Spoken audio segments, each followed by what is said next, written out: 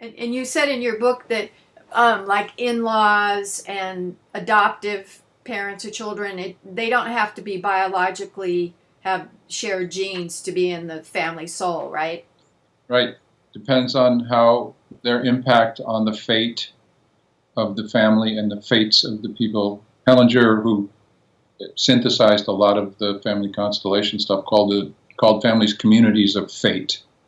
Hmm.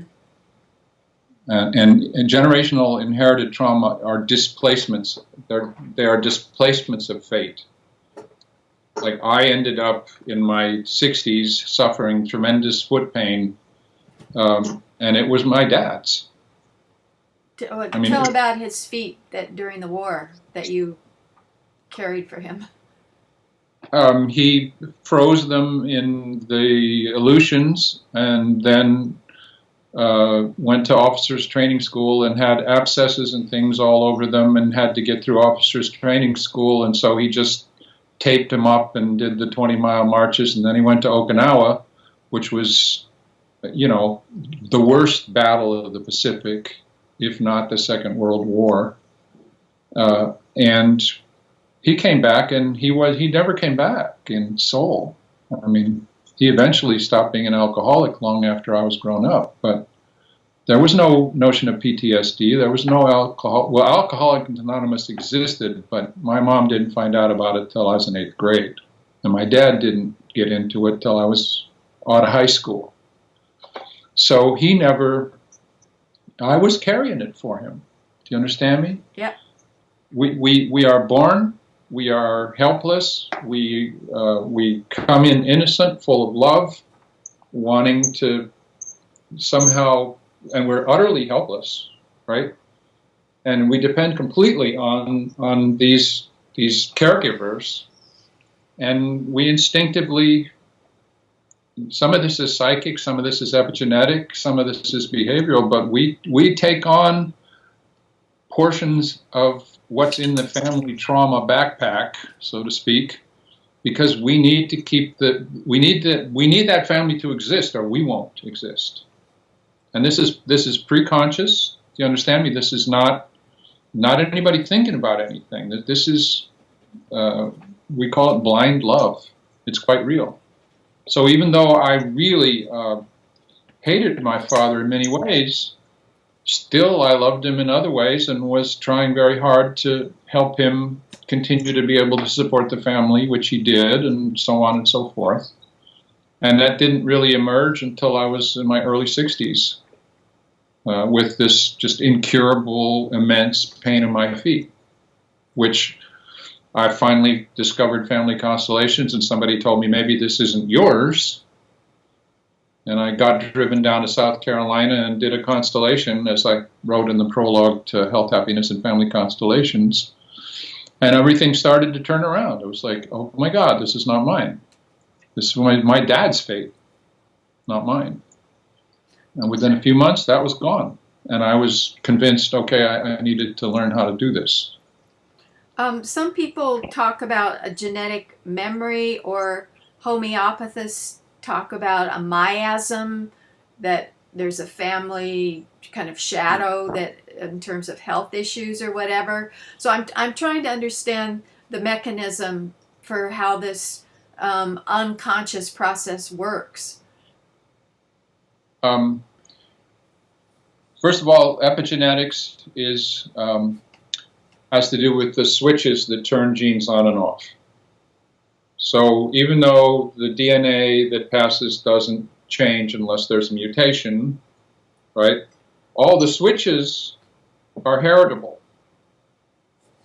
So that means you can inherit switches. You can inherit there's a complicated whole computer, literally, of methyl molecules that turn genes on and off. Those are heritable. So you can literally inherit that way. You inherit behaviorally. Like if a child grows up in a black family and mom and dad are always scared, I won't say scared senseless of police, they're going to be scared of police, right?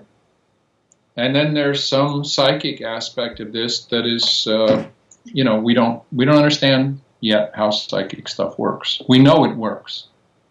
The research for psychic phenomenon is so much better because it's been attacked so much. It is way better than most research out there, in terms of effect size, the file drawer effect, meta studies. It's fair to say that mainstream scientists are being totally superstitious by not believing in it. Yeah, right? Dean It's Radin that- shows the probability, thousands of times beyond chance that you'd have this effect, and Yeah. it's But in terms of how heritable trauma works, I think it's epigenetic, it's behavioral, and it's psychic in some sense that we don't fully understand. So you talk about the family as a soul, the religious group as a soul, the ethnic group as a soul. So you kind of inherited a white Catholic, whatever your particular family issues were, all these souls kind of overlap. Can I show you a picture of that? Please. Okay, I'm going to share the screen. I hope I'm going to share the screen. So, and now we go over here. So you should be seeing something that says four nested. We do. Yeah. So each one of these is an organism. It's an organism.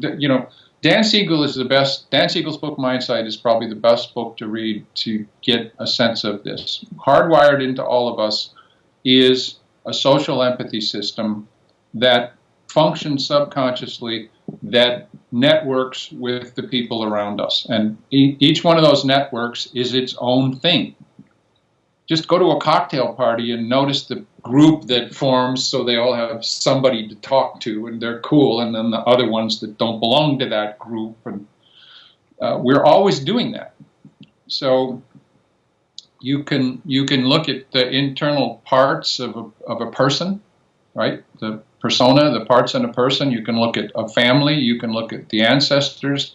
You can look at the businesses, nations, and religions that affect us, and we're all nested inside these things, and we are affected by. If there's trauma here, if there's trauma in this, we'll create trauma in this. It'll create trauma in this. It'll create trauma in this, and then these kids will grow up. And they'll create more traumatized businesses and religions and so on and so forth. Does that make sense? Yes. Yeah. But this is it's called nesting, and this gets us back to systems theory and things like that. And is this from Siegel? The nests? Well, what I said to you about the hardwired social empathy system, that's Dan Siegel is really the guy who kind of got that ball rolling. It's called social neurobiology now, and there's a lot of people working in it. That's not mine, that's his. Mm-hmm. These slides are my depictions of what we were talking about, that we belong to these collective intelligences. We remain the expression of them. So it goes inner family to family of origin to ancestral family to larger organizations. And the title of this is A Cascade of Damage, Trauma Propagates Through These Levels. That's what it says, yes.